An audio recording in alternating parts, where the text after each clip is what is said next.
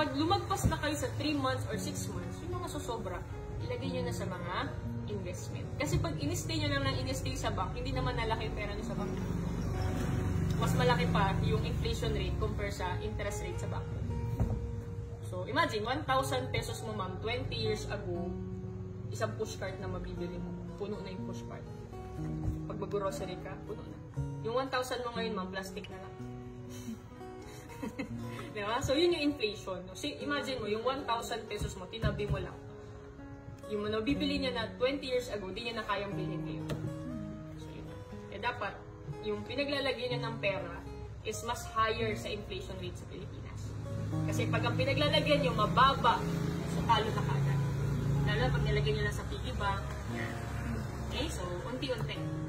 So, learning? Tingnan niyo po mamaya ha. Tingnan niyo ito mamaya. Kasi kung meron ka na nito, so, i-assess natin kung ano yung kulang. So, paano niyo siya mabibigyan.